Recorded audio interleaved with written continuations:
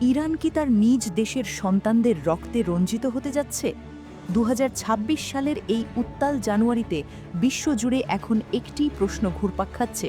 Iran কি তার বিক্ষোভকারীদের ওপর কঠোর কোনো দণ্ডাদেশ কার্যকর করতে যাচ্ছে, নাকি এটি শুধুই পশ্চিমা গণমাধ্যমের তৈরি কোনো স্নায়ুযুদ্ধ? ২৬ বছর বয়সী যুবক এরফান সুলতানির নাম এখন সবার মুখে, যাকে নিয়ে ছড়িয়ে পড়া খবরগুলো ইরান সরকারকে এক আন্তর্জাতিক চাপের মুখে দাঁড় করিয়ে দিয়েছে। তবে কি সত্যিই ফাঁসির দড়িতে ঝুলবে শত শত প্রাণ, নাকি পর্দার আড়ালের সত্যটা একদমই ভিন্ন? আজ আমরা খতিয়ে দেখব সংবাদের পেছনের সেই ভারসাম্যপূর্ণ সংবাদ। ২০২৫ সালের শেষ ভাগে শুরু হওয়া বিক্ষোভ ইরানকে এক চ্যালেঞ্জিং মোড়ে দাঁড় করিয়ে দিয়েছে। অর্থনৈতিক সংকট আর মুদ্রাস্ফীতির জেরে সাধারণ মানুষের এই প্রতিবাদ এখন বিশ্ব সংবাদের শিরোনাম। বিভিন্ন মানবাধিকার সংস্থার দাবি অনুযায়ী গত কয়েক সপ্তাহে ইরানে গ্রেপ্তার হয়েছেন প্রায় ১৮,০০০-এরও বেশি মানুষ। পশ্চিমা গণমাধ্যমগুলো আশঙ্কা করছিল যে এই বিশাল সংখ্যক বন্দীদের মধ্যে শত শত মানুষের বিরুদ্ধে কঠোর সাজা কার্যকর হতে পারে। তবে ইরান সরকার শুরু থেকেই এই সংখ্যাগুলোকে অতিরঞ্জিত এবং প্রচারণা বলে প্রত্যাখ্যান করে আসছে।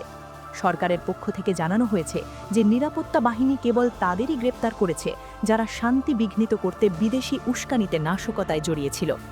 ইরানের বিচার বিভাগ বলছে তাদের দেশে আইন নিজস্ব গতিতে চলে।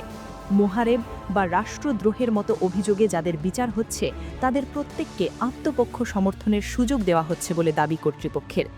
সমালোচকরা যখন দ্রুত বিচার প্রক্রিয়ার স্বচ্ছতা নিয়ে প্রশ্ন তুলছেন, তখন তেহরানের পক্ষ থেকে বলা হচ্ছে জাতীয় নিরাপত্তা রক্ষা এবং জনজীবনে স্থিতিশীলতা ফিরিয়ে আনতে তারা দায়বদ্ধ।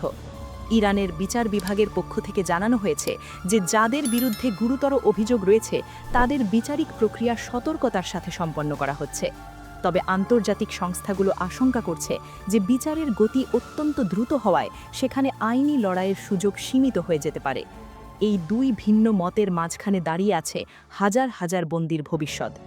এই ইস্যুটি এখন আর কেবল ইরানের অভ্যন্তরীণ বিষয় নয়।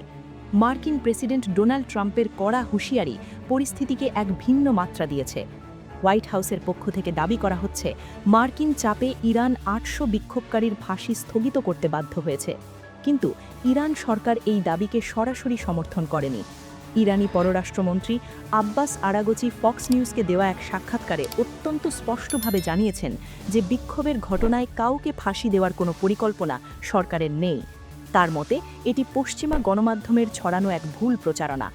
এমনকি এরফান সুলতানির ক্ষেত্রেও বিচার বিভাগ জানিয়েছে যে তাকে ফাঁসির আদেশ দেওয়ার খবরটি সঠিক নয়, বরং যথাযথ আইনি প্রক্রিয়ায় তার বিষয়টি খতিয়ে দেখা হচ্ছে। ইরানের জনগণের কাছে এই মুহূর্তটি অত্যন্ত সংবেদনশীল।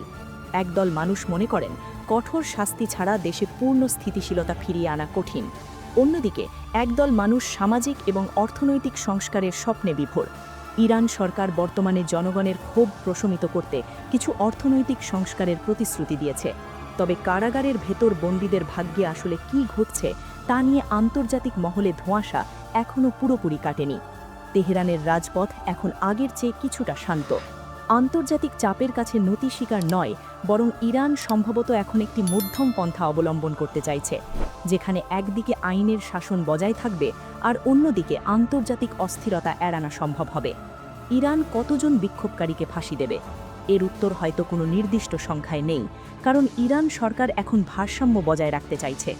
সংঘাত নয়, বরং কূটনীতি আর অভ্যন্তরীণ স্থিতিশীলতাই এখন তেহরানের মূল লক্ষ্য। হাজার হাজার গ্রেপ্তার হওয়া মানুষের ভাগ্য কি সমঝোতার টেবিলে নির্ধারিত হবে, নাকি কারাগারের আড়ালে আইন তার নিজস্ব পথ বেছে নেবে?